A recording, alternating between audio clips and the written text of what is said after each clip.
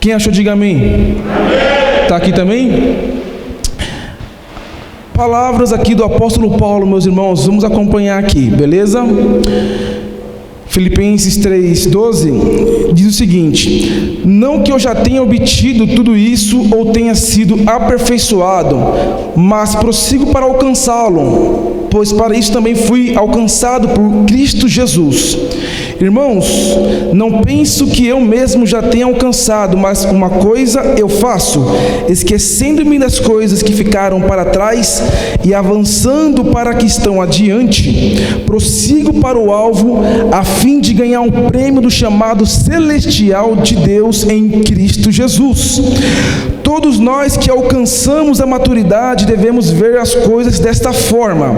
E se em algum aspecto vocês pensam de modo diferente, isso também lhes será esclarecido.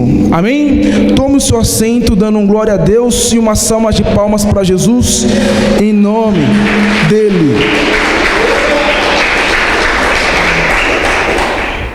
Meus irmãos, aqui, abrindo aqui esse aspas aqui para as palavras do apóstolo Paulo, esta carta, essa epístola, ela foi escrita mais ou menos, em média, 60 anos depois da morte de Cristo Jesus. Certamente, os cultos, os teólogos, estudiosos, eles dizem que Paulo estava preso, em Roma, quando ele escreveu essa carta.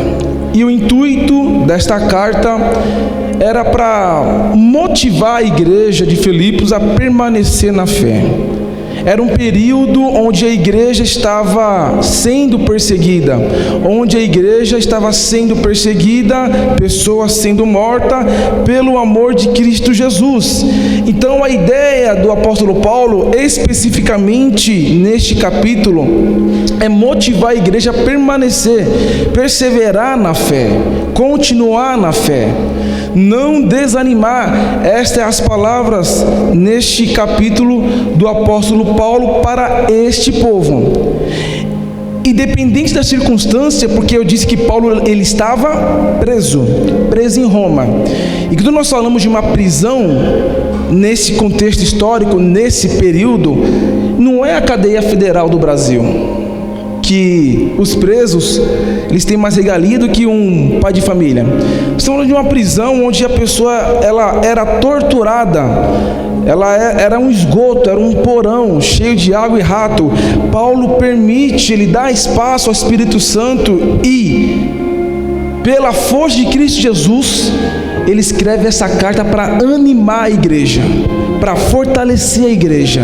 Não é hora de desistir. Ele fortalece aquele povo, e a igreja estava sendo dispersada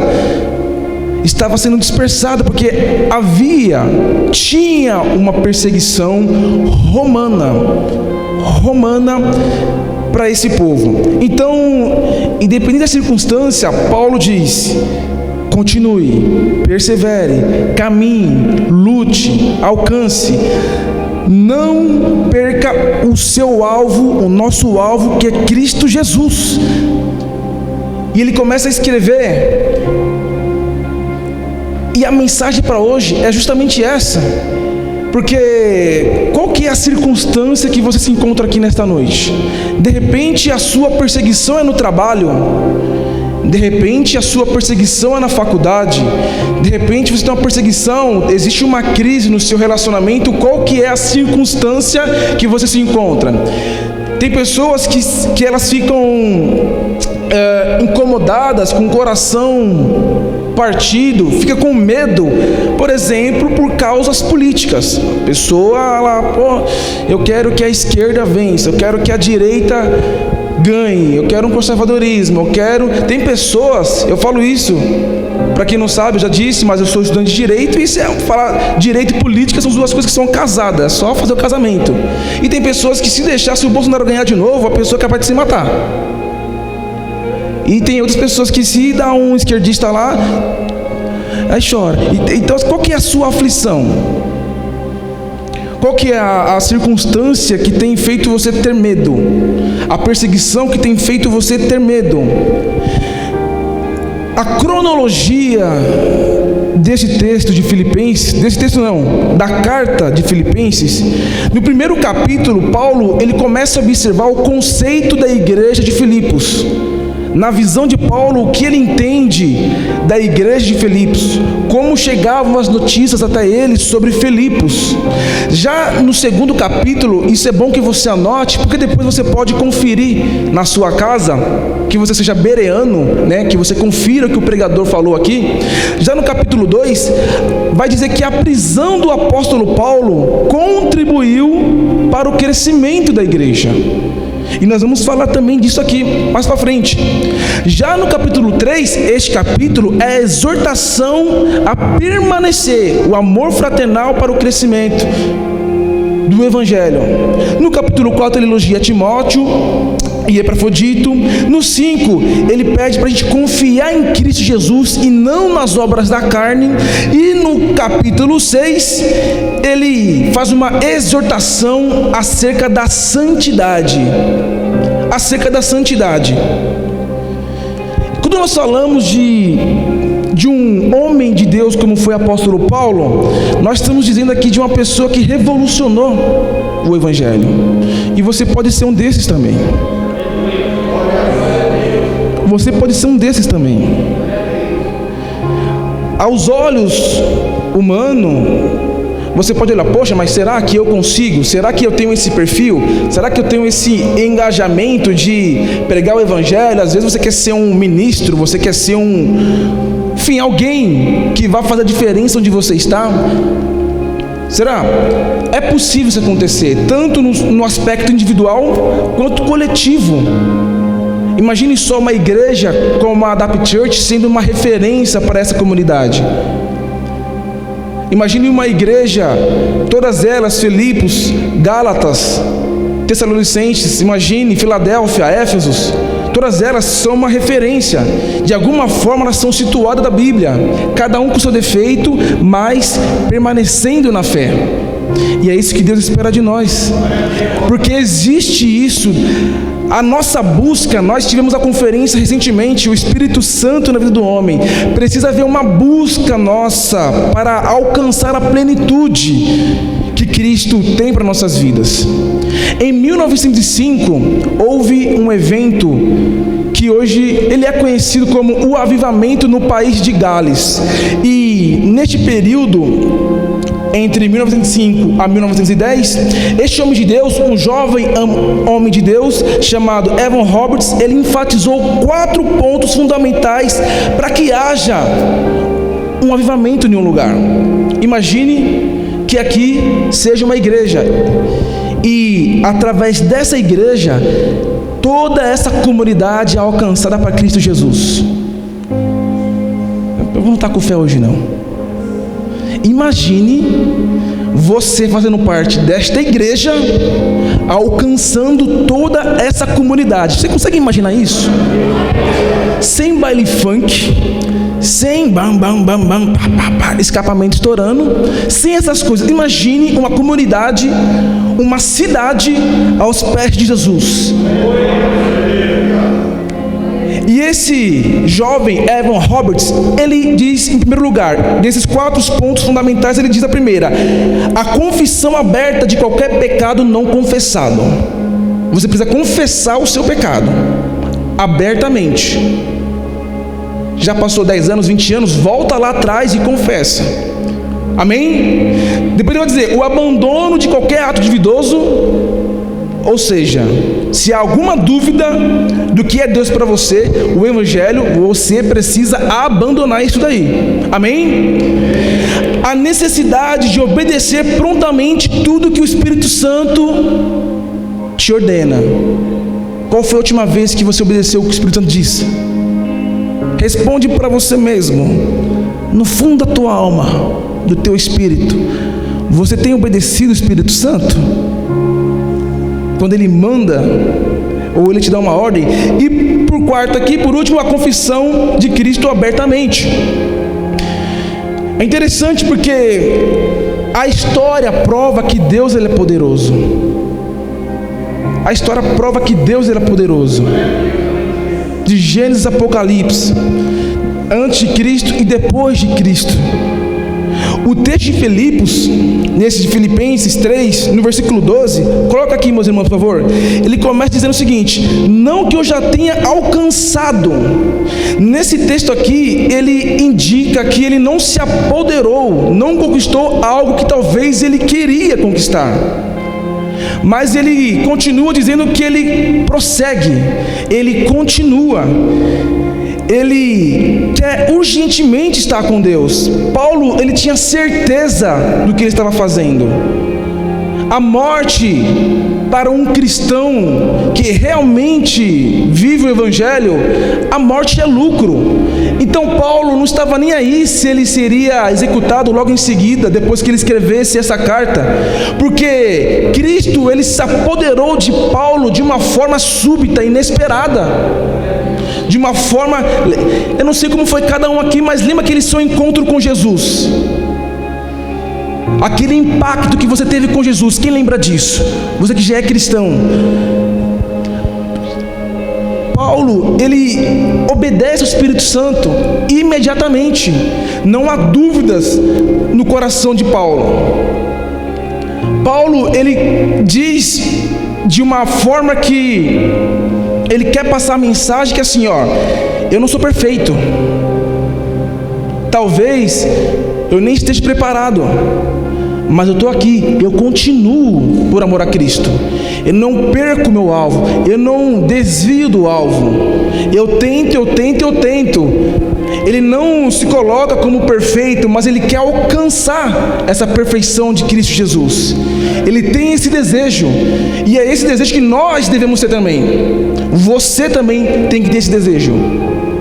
Não importa se você está preparado ou não, porque, gente, deixa eu falar uma coisa para vocês aqui.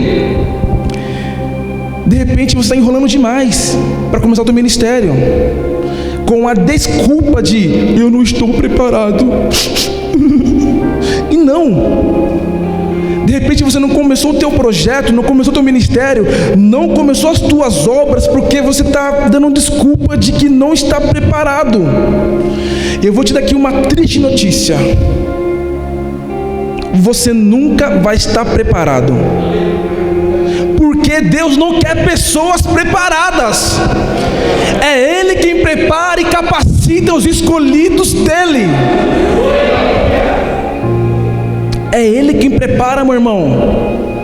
Tu está perdendo muito tempo colocando desculpinha. Aí é o meu trabalho, aí é faculdade, aí é aquelas coisas e todas as coisas.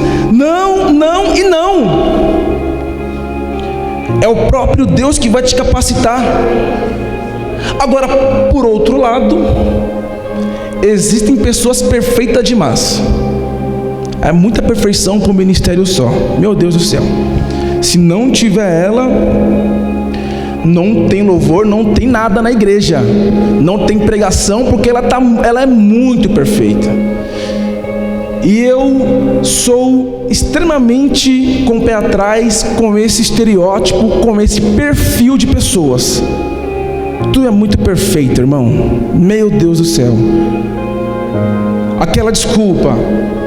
Geralmente as pessoas, elas têm muito argumento para falar, né? E tem uma crítica para tudo.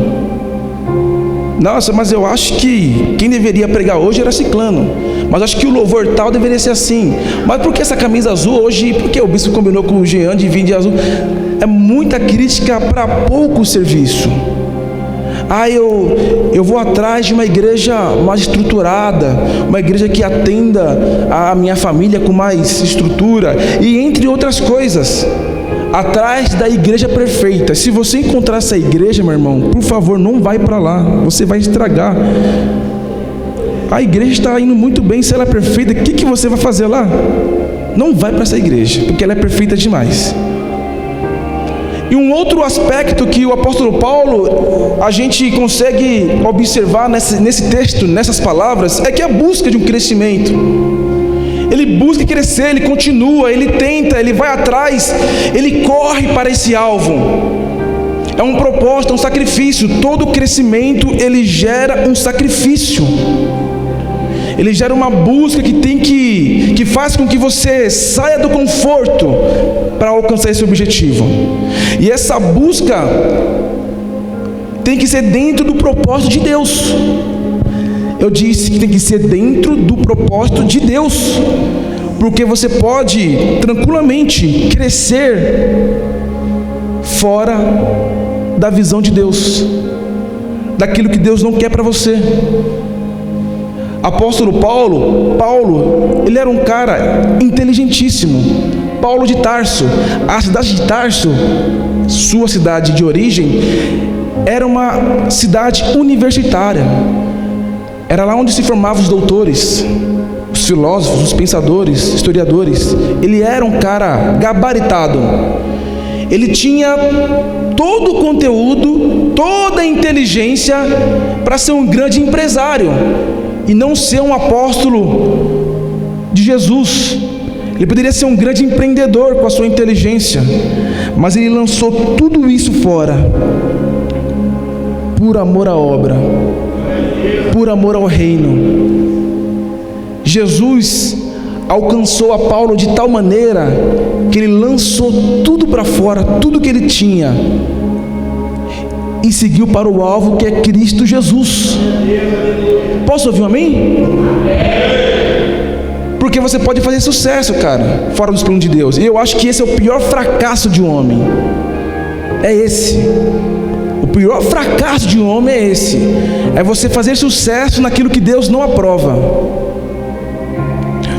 Você é muito talentoso, mas se não existe um propósito de Deus para o que você faz, de nada adianta.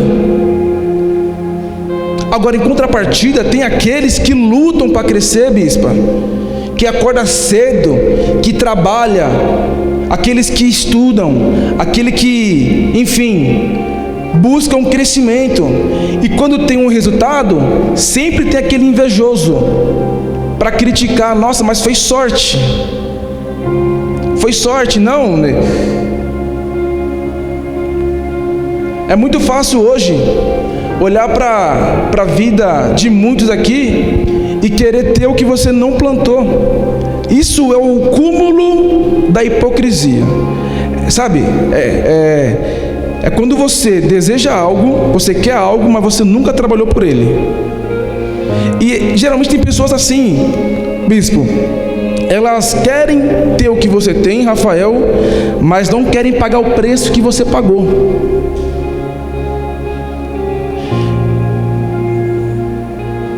O crescimento, ele gera sacrifício.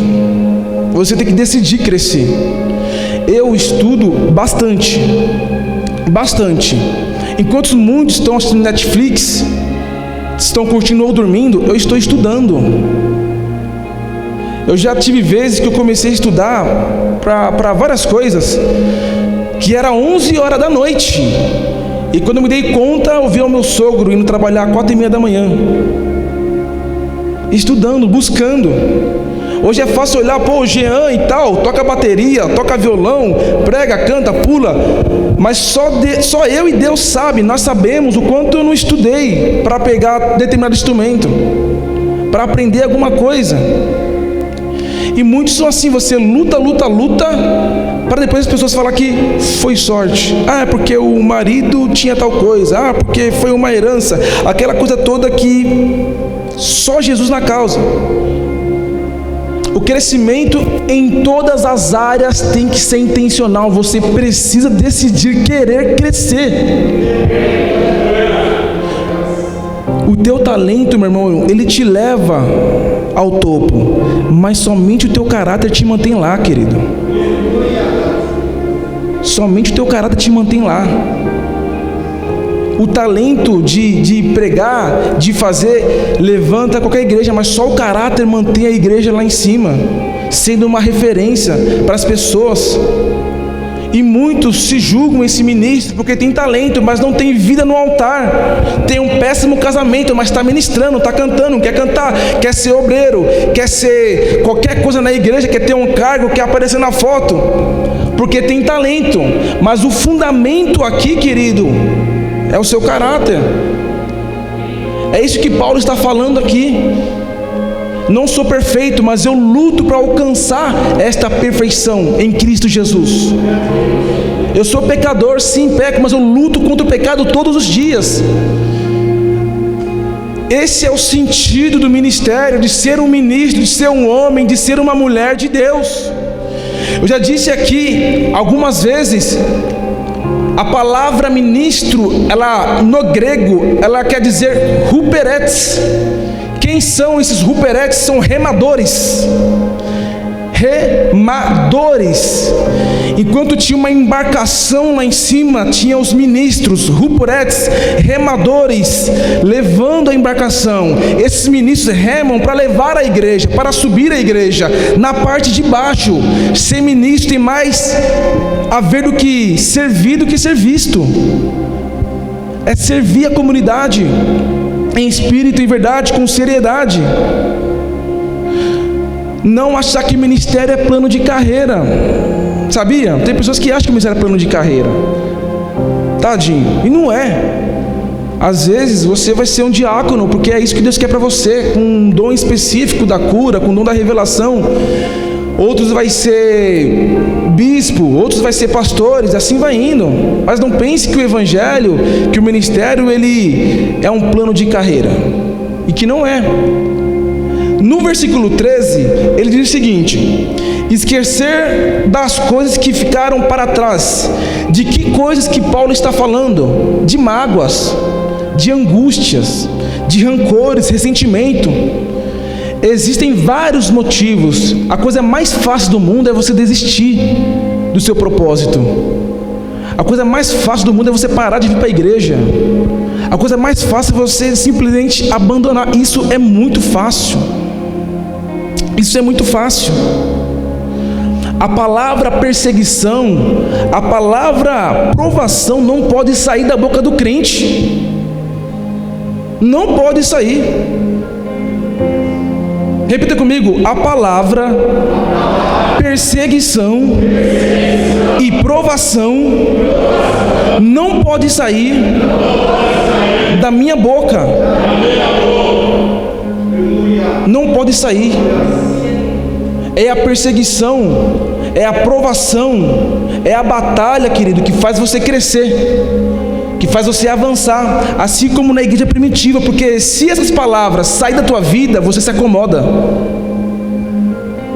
A igreja ela só cresceu porque houve uma perseguição. Se não fosse a perseguição dos romanos, a igreja estava até lá hoje, adorando a Deus no cantinho deles. A perseguição te faz crescer, a aprovação te faz crescer. É você que decide o que vai fazer com ela. É você que decide. Porque a Bíblia, ela ilustra o crente, o cristão, como ovelhas. E tem ovelhas que estão perdidas de fato, mas tem ovelhas que são rebeldes. E essas ovelhas rebeldes, aquelas que militam contra o ministério, aquelas que reclamam de tudo e não faz nada, essas ovelhas são reprovadas por Deus.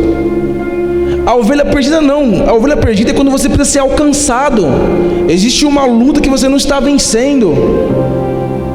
Essas ovelhas, aquela ovelha que nós temos que efetivamente buscar e resgatar, para que haja cura, haja renovação. Eu não sei como você está aqui, querido, o teu estado, a circunstância que você se encontra. Eu tenho certeza que se você abrir o teu coração e permitir que Deus tome conta da tua vida, Ele vai te transformar em nome de Jesus. Que faça jus, 2 Coríntios 4,16. Por isso não desanimamos, embora exteriormente estejamos a desgastar-nos, interiormente estamos sendo renovados dias após dias, pois o nosso sofrimento leves e momentâneos estão produzindo para nós uma glória eterna que pesa mais do que todos esses problemas.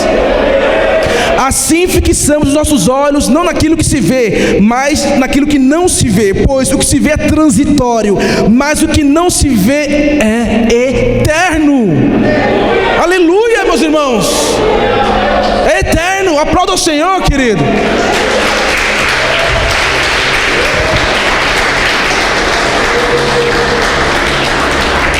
Quem recebe isso aqui, diga amém. No versículo 14, continuando, meus irmãos, deu ruim o retorno aqui, hein? Quem puder me salvar aqui, deu ruim o retorno aqui, por gentileza.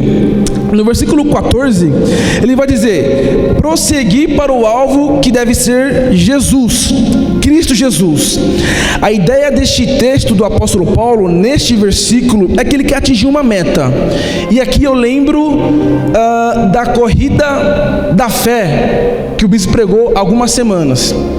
1 Coríntios 9, 24. Vocês não sabem que dentro de todos que correm no estádio, apenas um ganha um prêmio?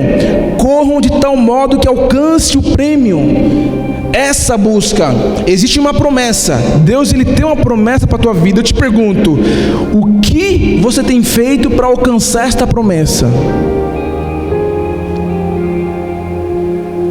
O que você tem feito para alcançar esse objetivo? O que Deus te prometeu? Foi um ministério? Foi um filho, uma filha? Foi um casamento? Qual que é o propósito aí que você pediu para Deus e ainda não aconteceu? E se pergunte, o que você tem feito para alcançar esta promessa? Obrigado, ministro, Deus abençoe. Faça a pergunta para você mesmo. Porque quando nós falamos de um cara que é esportista, é desgastante é fácil olhar hoje pro Neymar e ver que ele é top de linha e joga muito, mas o quanto esse cara não treina em um alto nível? É o que eu acabei de dizer. O que você tem feito? Será que você tem se esforçado para alcançar aquilo que Deus tem para você? Ou você de repente largou de mão? Era uma busca. Existe aqui o cristão, existem os teus problemas e logo em seguida existe o seu alvo, que é Cristo Jesus. Existe a tua promessa. Te pergunto, o que você tem feito para alcançar ela? Vem aqui, meu amor, sobe aqui. Vem aqui, Joyce, você também. Deixa eu escolher. Vem aqui, Márcio, corre para cá, corre, em nome de Jesus. Vem aqui, Vaz, Dani, vem cá, Dani, vem cá, sobe aqui, você que é forte. Sobe cá, corre, gente, bora, pra cima. A ilustração exata do que é servir e buscar essa promessa. Tem mais? Cadê o Dani? Vem cá, filho. Você também. Vem cá, meu amor. Você vai ser o cristão, sabe? O cristão fica aqui. Vem pra cá, Joyce. Vem pra cá, Márcio. Vai lá pro fundo, Joyce. Lá atrás, você fica aqui. Vamos tirar essa padeleira daqui. Meus irmãos, a Tamires, ela é o cristão, tá bom? Somos nós, o homem. O Márcio, ele é a crise financeira. Diga, a crise financeira. O Dani vai ser o relacionamento, tá bom? Crise no relacionamento. Diga, crise no relacionamento. Mais pra frente. E a Joyce vai ser a meta, tá bom? Vai pra cá, minha irmã. A Joyce vai ser a meta, o alvo dela. Diga, amém.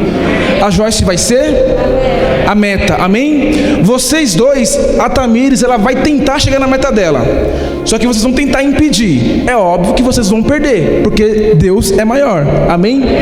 Vamos lá, meu amor. Naquela interpretação a gente não combinou, tá, gente? Só para avisar, beleza? Tá ao vivo, tá? Você vai correr para sua meta, beleza? E você vai tentar os dois aqui impedir ela, ok? 1, 2, 3, e lá vem o crente correndo. E é difícil, é uma luta. Só que Jesus é maior. E Jesus vai fazer assim com você. Você vai correr, vai ter os problemas, vai ter as frustrações, mas o seu alvo está aqui, amém? Aplauda bem forte o nome do Senhor Jesus. Valeu, Vaso. É nóis. Foi muito fácil. Esse problema tá fraco, né, irmão? Passou muito rápido, velho. Parecia o Schumacher aqui passando. Muito fácil. Parece a zaga do São Paulo, esse problema aqui, velho. Só por Deus. Amém, meus irmãos? No versículo 15, e este aqui, ele é o último versículo que a gente leu aqui. Ele vai dizer o seguinte: todos nós que alcançamos a maturidade devemos ver as coisas dessa forma. E se em algum aspecto vocês pensam de modo diferente, isso também lhes será esclarecido. Ou seja, o que este apóstolo está dizendo? Olha, quando você tem maturidade, quando você alcança a maturidade, você entende o que eu estou falando. é absolutamente impossível você compreender a profundidade do que Deus quer para você, do que você precisa fazer como cristão, como esposo, como esposa, como filho, se não houver maturidade. É o que ele diz: olha, todos nós que alcançamos a maturidade devemos ver as coisas dessa forma. Logo, você precisa amadurecer para ter esse discernimento, entender que as provas, ela é um benefício para um cristão que alcançou essa maturidade. Você precisa ter convicção do seu chamado, você precisa ter certeza do teu chamado, para que quando vir as provações, você não desistir dele. Um dos motivos que faz as pessoas desistir, meu bispo, minha bispa, é porque a pessoa não tem certeza do que ela vai fazer. A pessoa não tem convicção do seu chamado. Dentre vários outros motivos, esse é um dos. Amém? Ter certeza, convicção, alcançar essa maturidade, essa perfeição em Cristo Jesus, lutando todos os dias contra você mesmo, contra o seu pecado. O escritor Whitman Nee, ele diz: aqueles que não permitem que Deus trabalhe neles, nem deveriam trabalhar para Deus. Faz sentido isso para vocês? Porque tem cristão que ele retém grandes bênçãos. É impossível você servir a um rei e não ter relacionamento com esse rei, ser um funcionário do reino. Deus quer filhos e filhas que buscam a tua presença. Quando vem para um culto, vem com o coração cheio de expectativa. Hoje eu vou adorar o meu Pai, hoje eu vou adorar Jesus, hoje eu vou abrir meu coração e vou ser transformado naquele lugar. É quando você tem relacionamento. Ser um servo é um segundo plano, porque antes de ser servo, você é filho de Deus, você é filha de Deus. Mas tem cristão que retém grandes bênçãos, porque não é maduro, não atingiu essa maturidade. Já viu aquele lacre?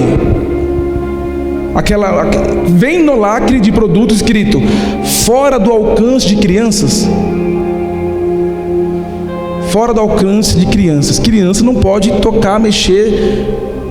Aquele produto que às vezes poderia salvar uma pessoa, curar uma pessoa, enfim, resolver um problema, na mão de crianças, é um perigo. As bênçãos de Deus, a sua prosperidade em sua plenitude, o sucesso, não é para crianças, não é para meninos na fé. Olha o que Paulo diz em Gálatas 4, 1, 2. Digo, porém, que enquanto o herdeiro é menor de idade, em nada difere de um escravo, ainda que ele seja dono de tudo. No entanto, ele está sujeito a guardiões e administradores até o tempo determinado pelo seu pai. Ou seja, meninos na fé, crianças, não conseguem administrar uma grande herança. Às vezes, Deus ele tem um propósito grande financeiro para a tua vida, para a tua casa, mas você é um menino na fé. Você não tem condições, você não tem gestão, você não tem psicológico para ter essa herança. Gálatas 4, 1, 2. Para ter essa herança.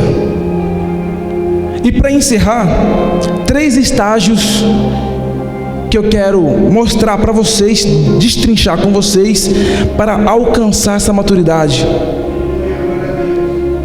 O primeiro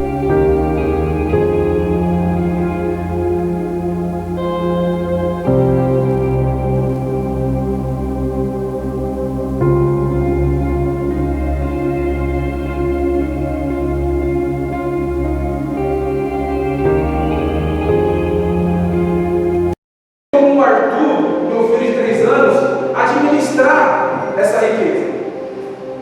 Não faz sentido o Arthur ser bispo da igreja, faz sentido a Heloísa ser bispo da igreja? É uma grande responsabilidade. Aqui estou falando, citando uma criança fisicamente, mas tem adultos que têm um pensamento de criança. Você precisa deixar de ser um bebê na fé. Pessoas que têm esse estereótipo não avançam, não crescem. O segundo ponto, ainda sendo algo muito prematuro, são meninos, bebê, meninos, adolescentes. Adolescentes.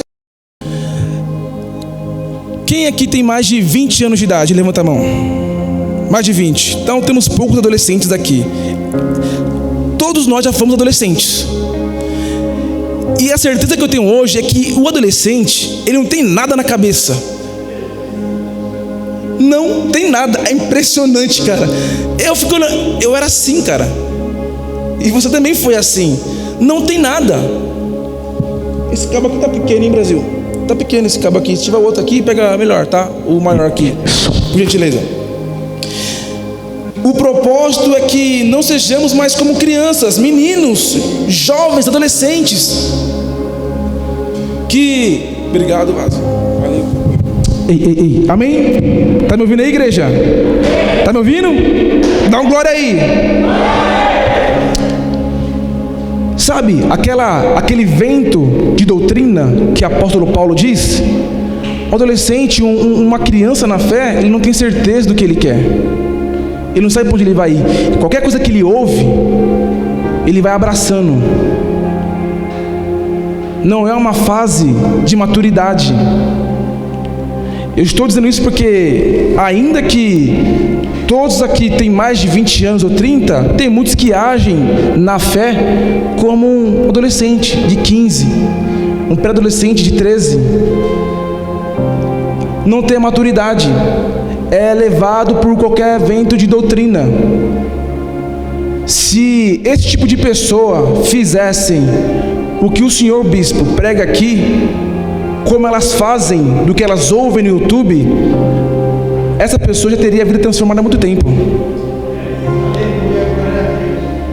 Mas é levado por qualquer vento de doutrina.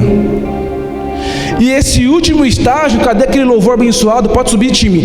E esse último estágio é uma fé madura, é quando você atinge esse propósito. Por quê? Quando nós citamos essa fé ordinária, essa fé pífia, nós falamos aqui de Efésios 14, quando ele diz: o propósito é que não sejamos mais como crianças, levados de um lado para o outro pelas ondas, nem jogada para lá e para cá por todo e qualquer vento de doutrina, e pela astúcia e esperteza de homens que induzem ao erro. Só que no versículo 15 ele vai dar a solução, e aí é a chave, é a centralidade que nós devemos alcançar. No versículo 15 de Efésios 4 ele diz: antes, seguindo a verdade em amor, crescemos em tudo naquele que é o cabeça, e é Cristo Jesus. É Cristo Jesus. Assim como o apóstolo Paulo, meu irmão, você talvez não consiga mudar o início da tua história, mas você pode mudar o final dela. Talvez você esteja aqui aflito. Este é o momento de você parar, sentar e falar assim: eu vou mudar, eu quero alcançar, eu desejo alcançar. Você precisa se decidir e vencer essa luta.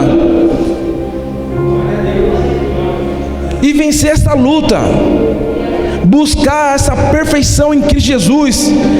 Vocês perceberam que quando eu falo perfeição, eu estou jogando aspas, porque é impossível nós sermos perfeitos, mas há uma diferença entre aquele que busca e luta para aquele que é relaxado, aquele que não está nem aí para nada. Eu costumo dizer, existem 3 tipos de deserto. Diz 3 tipos de deserto. Aquele deserto, bispa, que você, por um equívoco, você desanimou e você foi conduzido ao deserto, porque você deu brecha e o inimigo entrou na tua vida. Número 1. Número 2, é aquele que Deus te coloca para te provar. Isso está claro nesta mensagem. E o número 3 é aquele deserto onde você vai lá com as tuas próprias pernas. Não é isso que Deus quer para você, porque somente o Espírito Santo produz o arrependimento no pecador. Tem algum pecador aqui fora eu? Não, vou perguntar de novo, porque de repente tem tudo santo aqui. Tem algum pecador aqui fora eu? Se coloca sobre os teus pés, eu quero orar por você. Sabe por quê, meu irmão? Porque em Tiago, e aqui eu encerro o texto, ele vai reafirmar as palavras do apóstolo Paulo.